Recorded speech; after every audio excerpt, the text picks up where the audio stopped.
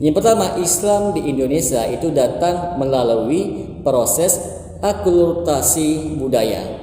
Salah satu sebab yang paling mendasar adalah cara Islam itu masuk ke Nusantara, teman-teman. Islam di Timur Tengah berkembang dalam masyarakat yang sebelumnya sudah mengenal tradisi tauhid dari para nabi sebelumnya. Sedangkan di Nusantara, Islam itu datang ke masyarakat yang sebelumnya itu sangat kuat dengan animisme dan dinamisme Hindu-Buddha dan kepercayaan mistik lokal. Kultus roh leluhur. Ketika Islam itu datang, teman-teman, proses dakwah sering dilakukan dengan pendekatan budaya agar mudah diterima oleh masyarakat. Ini berhasil dari sisi penyebarannya, tetapi meninggalkan satu dampak yang sangat besar, yaitu banyak unsur keyakinan yang lama tidak benar-benar hilang secara nyata, hanya berubah namanya saja. Akibatnya, kepercayaan mistik itu tetap hidup, kultus tokoh spiritual tetap kuat, keyakinan supranatural mudah sangat diterima. Ketika muncul seseorang yang mengaku wali, guru spiritual atau orang sakti, masyarakat tidak merasa aneh. Yang kedua, tradisi mistisme sangat kuat di dalam masyarakat. Indonesia memiliki budaya spiritual yang sangat kental, teman-teman. Contohnya percaya kepada energi gaib, ilmu kebatinan, wirid tertentu untuk kekuatan supranatural.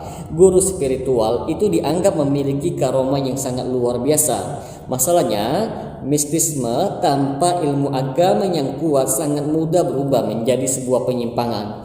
Banyak aliran sesat itu biasanya dimulai dari pengajian tertutup, zikir yang khusus, latihan spiritual yang rahasia, baiat kepada gurunya. Awalnya terlihat seperti tasawuf atau pengajian biasa, teman-teman. Tetapi lama-kelamaan muncul klaim guru tidak bisa salah. Guru itu mendapatkan wahyu yang baru. Syariat tidak lagi wajib, murid harus taat mutlak kepada gurunya. Disinilah penyimpangan itu mulai terjadi. Jangan pun bedah kitab, bedah langit siap gufron. Tapi saya yakin dikasih hujan awas. Saya berjanjian loh dengan malaikat Nukar Nakir dan malaikat ahli hujan. Kalau hujan kau janji tak kejar sama saya, kata saya. Betul, sumpah demi Allah saya. Hei malaikat, faqul inna qalama ummati fi inna qalama aljawi la qul inna rahmatan gufron wa maqul akayama fi Allah. Silakan mau hujan, tapi kalau nanti acara hujan, awas tok tak kejar sama saya. Percaya atau tidak? Ada buktinya atau tidak? Kita buka Quran. Apa kata Quran?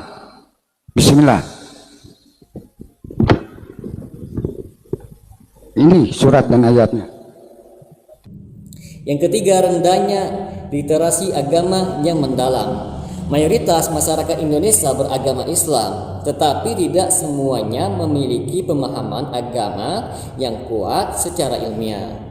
Banyak orang itu belajar agama secara potong-potongan, lebih mengandalkan ceramah yang viral, tidak terbiasa memverifikasi dalil. Akibatnya apa, teman-teman? Ketika ada tokoh yang berbicara secara pasti, terlihat alim memakai simbol agama, maka masyarakat itu sangat mudah percaya. Padahal ajarannya bisa saja menyimpang. Aliran sesat hampir selalu memanfaatkan ketidaktahuan agama, bukan kecerdasan pengikutnya. Al-Imam Syekh Abdul Qadir Jailani dulu pernah ngidupin orang satu pemakaman umum, dihidupin sama beliau.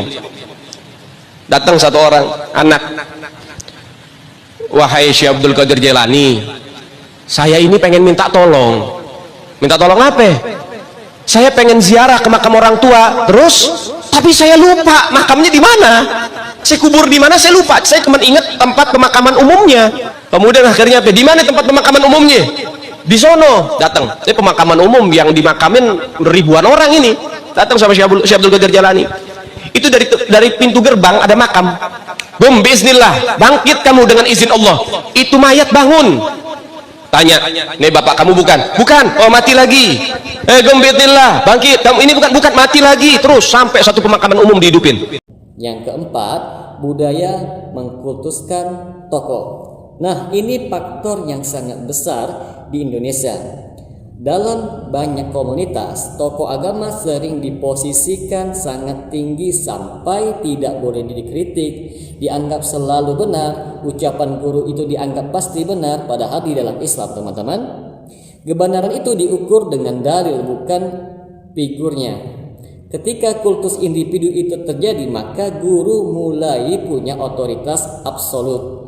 Pengikut itu kehilangan sikap kritisnya. Penyimpangan itu sangat mudah masuk tanpa disadari. Hampir semua aliran sesat memiliki pola yang sama, ada satu figur sentral yang diagungkan. Nah, yang kelima teman-teman, faktor psikologis. Manusia itu mencari kepastian dan keajaiban. Banyak orang yang bergabung dengan aliran menyimpang bukan karena ingin sesat, tetapi karena kebutuhan psikologisnya. Ingin hidup lebih tenang, ingin solusi yang lebih cepat masalah hidup, ingin merasa spesial, ingin masuk kelompok terpilih. Aliran sesat biasanya itu menawarkan jalan pintas masuk ke dalam surga, jaminan keselamatan, rahasia akhir zaman, ilmu khusus yang orang lain itu tidak tahu. Ini sangat menarik bagi orang yang sedang mengalami krisis di dalam hidupnya. Yang keenam, kebebasan beragama tanpa diimbangi literasi. Indonesia itu memberikan ruang kebebasan beragama yang sangat luas. Ini baik secara sosial teman-teman, tetapi memiliki konsekuensi. Siapapun bisa mendirikan kelompok pengajian, membuat tafsir sendirinya, mengaku mendapatkan ilham tanpa pengawasan ilmu yang kuat. Kebebasan itu kadang dimanfaatkan untuk membangun ajaran-ajaran baru. Yang ketujuh, media sosial mempercepat penyebaran. Dahulu aliran sesat itu berkembang secara lokal. Sekarang sangat berbeda teman-teman. Dengan adanya media sosial, ceramah menyimpang bisa menjadi viral. Klaim spiritual itu cepat menyebar. Pengikut direkrut secara online. Algoritma bahkan sering mempromosikan konten sensasional, bukan yang ilmiah teman-teman. Semakin kontroversi, semakin cepat ia terkenalnya. Yang kedelapan, pendekatan dakwah yang kadang kurang menyentuh kepada akar masalah. Sebagian dakwah itu hanya fokus kepada hukum halal, haram, ritual ibadah, tetapi kurang menjawab kegelisahan spiritual, pencarian makna hidup, pertanyaan eksistensial. Akhirnya teman-teman, sebagian orang itu mencari jawaban di kelompok alternatifnya, menawarkan pengalaman spiritual secara emosional. Nah, yang kesembilan teman-teman, lemahnya tradisi berpikir yang kritis. Di banyak masyarakat, mempertanyakan guru itu dianggap tidak sopan. Padahal di dalam tradisi keilmuan Islam klasik, murid itu boleh bertanya, ulama berdiskusi, pendapat diuji dalilnya. Ketika budaya kritis itu hilang, maka klaim apapun itu sangat mudah diterima.